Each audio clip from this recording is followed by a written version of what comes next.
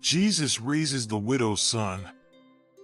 Soon afterwards he went to a town called Nain, and his disciples and a large crowd went with him. As he approached the gate of the town, a man who had died was being carried out. He was his mother's only son, and she was a widow, and with her was a large crowd from the town. When the Lord saw her, he had compassion for her and said to her, "Do not weep." Then he came forward and touched the bier, and the bearers stood still.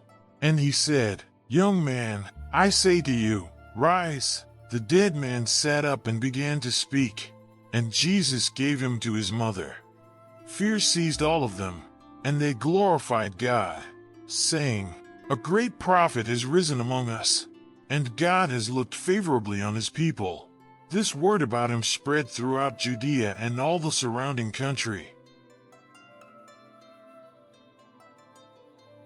I'll never forget the day I attended my first funeral as a young adult. The raw grief in that room was overwhelming, but what struck me most was watching a mother bury her child. There's something fundamentally wrong about that picture, isn't there? Parents aren't supposed to outlive their children. It goes against the natural order of things, and your heart just breaks watching it happen.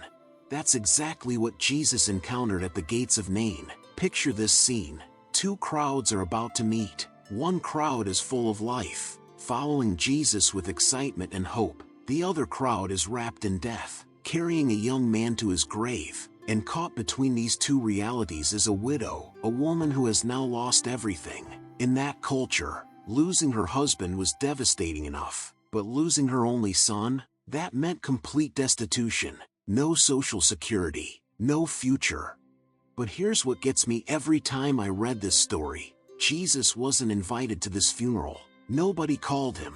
Nobody asked for help. He simply saw her pain and couldn't walk past it. The text says he had compassion for her. That word compassion in the original Greek literally means his guts were wrenched. Jesus felt her pain in his very core.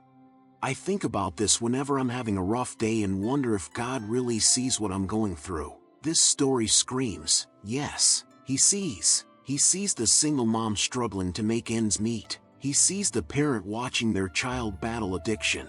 He sees the person who feels completely alone in their grief. Jesus doesn't need an invitation to step into our pain. He's already there.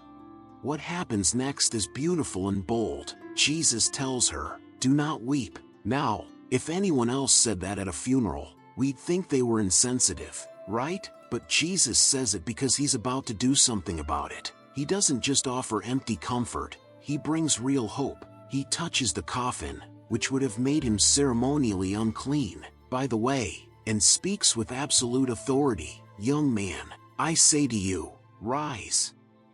And then, miracle of miracles, the dead man sits up and starts talking. Can you imagine that moment? The gasps, the screams, the absolute shock? But notice what Jesus does immediately. He gave him to his mother. It's not about showing off his power. It's about restoring relationship, healing a family, giving a future back to someone who had lost everything. I remember when my friend Sarah was going through her darkest period after losing her job and facing foreclosure. She felt like everything in her life was dead. Her dreams, her security, her hope. But slowly, through the support of friends and what she now calls small miracles, things began to turn around. She got a better job, kept her house, and today she says that period taught her that sometimes what looks like an ending is actually God preparing a new beginning. The crowd's reaction is telling. They were afraid, but they also glorified God. Sometimes God's intervention in our lives is so dramatic, so unexpected, that it actually scares us a little. We get comfortable with our limitations, our impossible situations. When God shows up and changes everything, it can be overwhelming. The practical application here is profound. No situation is too dead for Jesus to resurrect. That relationship you think is over, that dream you've buried, that part of yourself you think is gone forever, Jesus specializes in bringing dead things back to life. But here's the key, he does it out of compassion, not because we've earned it or figured out the right formula. The story ends with the news spreading everywhere. Good news has a way of doing that. doesn't it? When God moves in someone's life, it ripples out and gives hope to others facing similar struggles. So if you're in your own funeral procession today, carrying something that feels dead and buried, remember Nain. Remember that Jesus sees you, feels your pain, and has the power to speak life into your deadest situations. He's not just the God of the living, He's the God who makes the dead live again. And sometimes, just sometimes, what looks like the end of your story is actually where the best chapter begins.